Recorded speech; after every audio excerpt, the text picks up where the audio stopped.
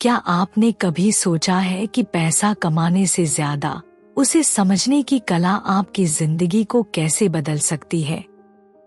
Morgan Housel की किताब the psychology of money सिर्फ धन की बात नहीं करती, बल्कि यह बताती है कि पैसों के साथ हमारा व्यवहार, हमारी सोच और आदतें हमारी वित्तीय सफलता को कैसे आकार देती हैं।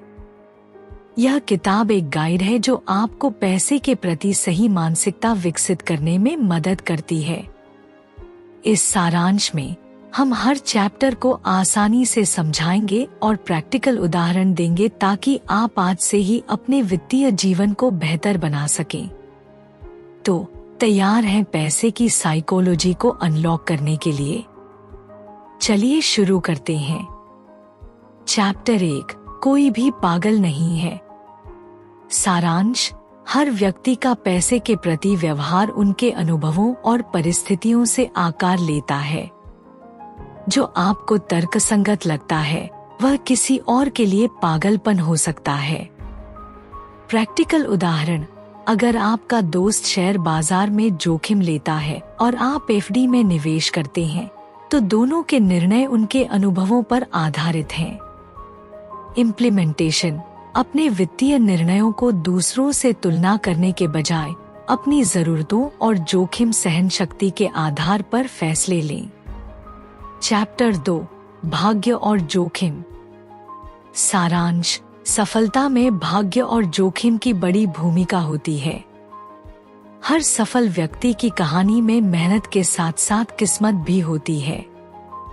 प्रैक्टिकल उदाहरण, बिल गेट्स की सफलता में मेहनत थी, लेकिन उन्हें स्कूल में कंप्यूटर लैब की सुविधा मिलना भाग्य था।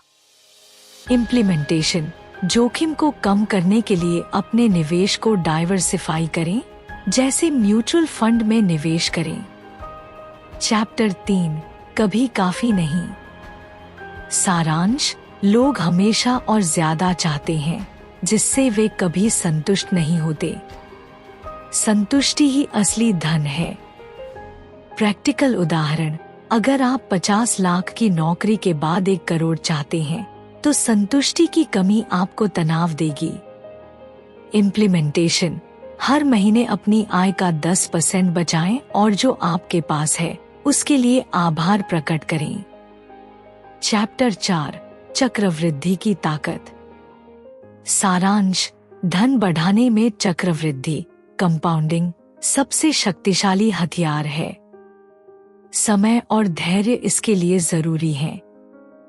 प्रैक्टिकल उदाहरण, 25 साल की उम्र में 5,000 रुपए महीने सिप शुरू करने से 60 साल तक लाखों रुपए बन सकते हैं। इम्प्लीमेंटेशन, आज ही एक सिप शुरू करें, भले ही छोटी राशि से, और इसे लंबे समय तक चलने दें।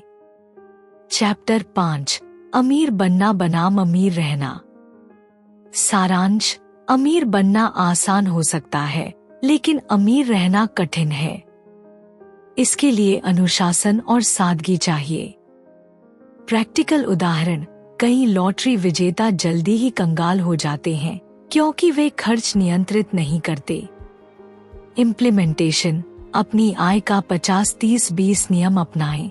50% जरूरतों, 30% इच्छाओं और 20% बचत निवेश पर।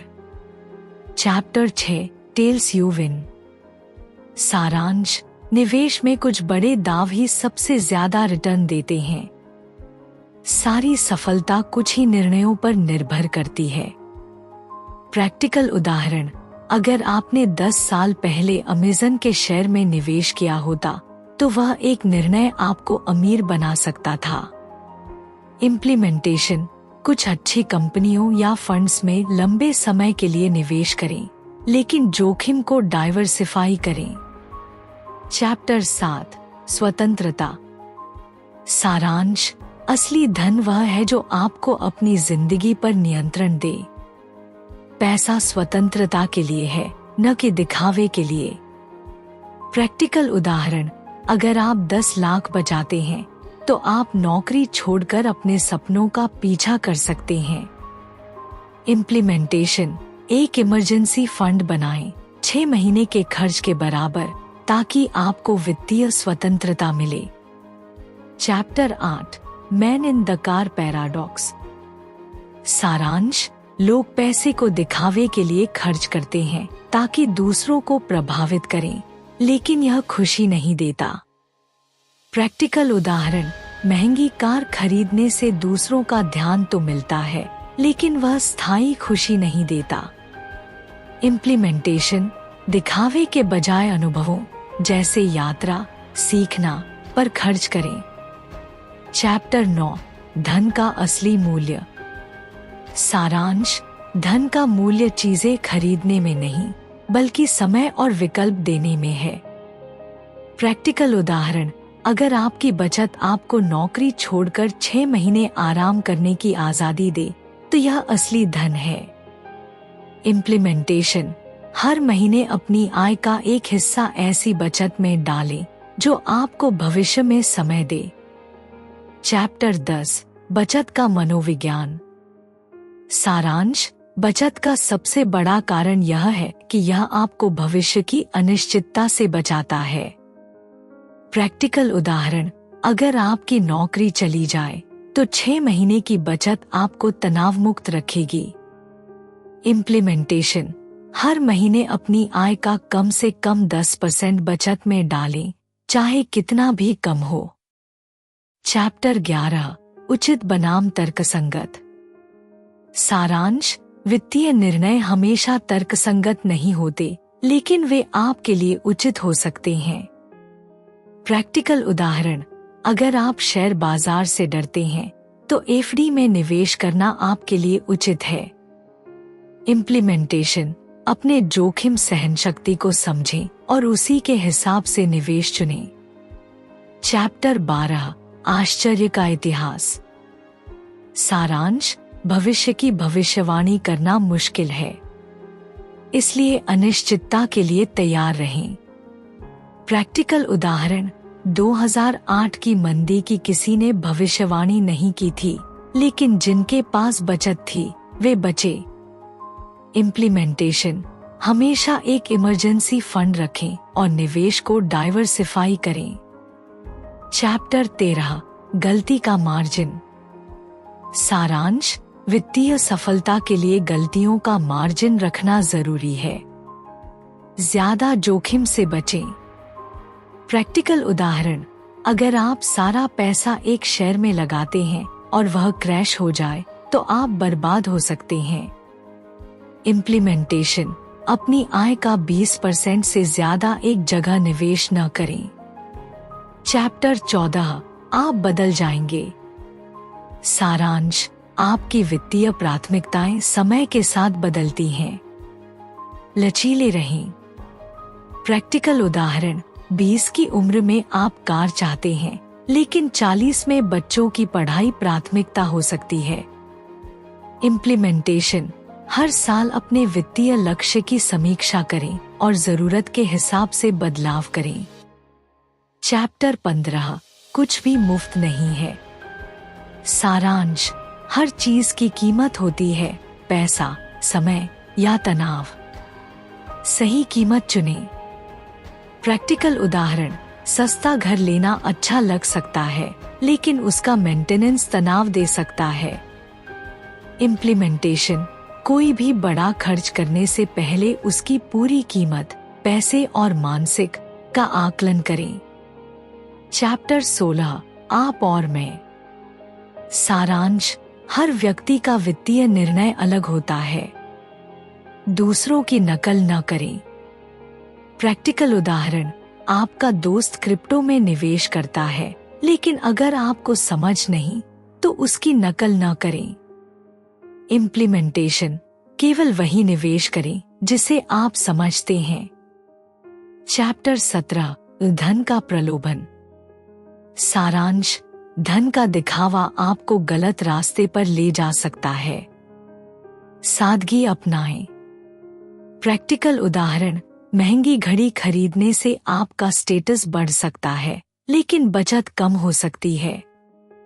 इम्प्लीमेंटेशन, जरूरत से ज्यादा खर्च करने के बजाय सादा जीवन जिएं। चैप्टर 18 समय का सम्मान। सारांश, समय धन से ज्यादा कीमती है। इसे बुद्धिमानी से इस्तेमाल करें। प्रैक्टिकल उदाहरण, अगर आप 80 घंटे काम करते हैं तो पैसा आएगा, लेकिन परिवार के लिए समय नहीं बचेगा।